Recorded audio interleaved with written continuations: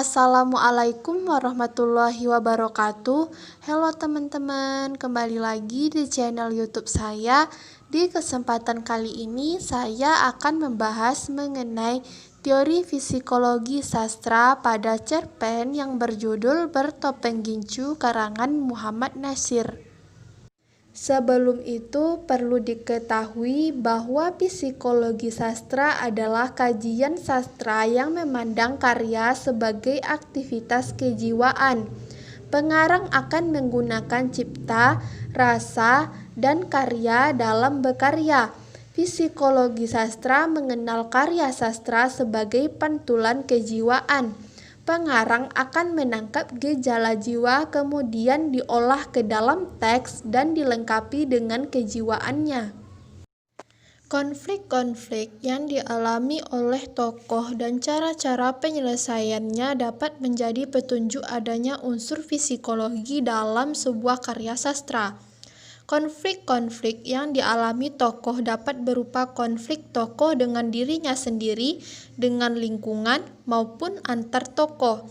Seperti yang dikemukakan Harjana bahwa orang dapat mengamati tingkah laku para tokoh dalam karya sastra dengan memanfaatkan pertolongan ilmu psikologi. Ajaran Freud dalam dunia psikologi lazim disebut sebagai psikoanalisis yang menekankan pada penyelidikannya pada proses kejiwaan. Dalam ketidaksadaran, psikoanalisis dapat diartikan sebagai pemahaman tentang kehidupan psikis yang disadari dalam kaitan yang lebih tinggi, dalam kehidupan psikis yang tidak disadari.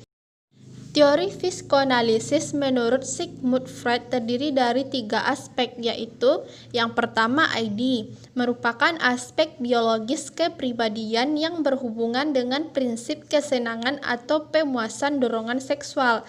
Yang kedua yaitu ego. Ego bersifat menekankan ID yang kuat dalam bentuk aktivitas sadar dan prasadar dengan berpegangan pada prinsip kenyataan atau realita. Yang ketiga yaitu superego. Superego merupakan aspek sosiologis kepribadian yang merupakan hal yang ideal daripada yang real, lebih menekankan kesempurnaan daripada kesenangan. Superego merupakan lapisan yang menolak sesuatu yang melanggar norma. Superego dapat dikatakan sebagai dasar hati nurani yang erat hubungannya dengan moral. Dalam cerpen Bertopeng Gincu karya Muhammad Natsir ini terdapat tokoh Lia. Lia merupakan tokoh sentral dalam cerita. Cerita berawal dari kehidupan tokoh Lia yang hidup dalam mandiri tanpa ada perhatian dari kedua orang tuanya. Sejak kecil Lia tergolong menjadi anak yang pendiam. Keluguannya di masa kecil yang menuntut Lia menjadi seorang anak yang mandiri dan penurut. Ia hanya bisa menerima keadaan yang diterimanya. Perhatian yang kurang dari orang tua ditambah dengan sifat ayah Lia yang sering marah, membuatnya menjadi sosok pendiam dan lemah. Baiklah, saya akan menjelaskan dari 3 aspek tadi, yaitu yang pertama ID. ID dalam cerpen ini terlihat pada diri tokoh Lia yang saat kecil hidupnya tidak pernah mendapat perhatian dari orang tuanya. Dia selalu mengerjakan sesuatu sendiri. Orang tuanya merupakan orang yang sibuk dengan dunianya sendiri. Hal itulah yang membuat tokoh Lia menjadi sosok yang pendiam dan penurut. Juga terkekang dengan sifat orang tuanya yang tergolong keras. Yang kedua yaitu ego, merupakan aspek psikologis dari kepribadian yang timbul karena kebutuhan organisme untuk berhubungan baik dengan dunia kenyataan dan menjalankan fungsinya berdasarkan prinsip kenyataan, seperti yang dialami oleh tokoh Lia, di mana ia sebagai seorang anak yang menginginkan perhatian dari orang tuanya. Bahkan saat kakinya terluka parah, ia berjalan pincang sampai berminggu-minggu. Orang tuanya pun tidak memperhatikan hal tersebut. Terdapat dalam kutipan cerpen yaitu, Karenanya wajar kalau kedua orang tuanya tak begitu memperhatikan jalannya yang sedikit pincang, karena selama ini ditegarkan ketika melewati ayahnya yang sedang menerima tamu yang mengurusi soal jual beli beras untuk rakyat miskin saat mau pergi sekolah. Duka itu memang lumayan besar. Terkadang nanah meleleh, lalat tampak mengerubungi nanah yang menembus kaos kaki putih yang membungkus luka itu. Kalau saja tidak ditutup kaos kaki yang mengakibatkan lengket dan saat melepas kaos kaki kembali koreng itu menganga, kemudian tidak akan membusuk. Begitupun kalau diberi obat salep atau antibiotik mungkin hanya seminggu sudah sembuh. Tetapi Lia bisa menyimpan luka itu hampir 3 bulan dan orang tuanya tak tahu. Kalaupun akhirnya sembuh, itu lebih karena tubuhnya yang kecil masih memiliki antibodi dan sekolahnya libur. Hingga akhirnya luka itu mengering karena dia tak perlu lagi mengenakan kaos kaki.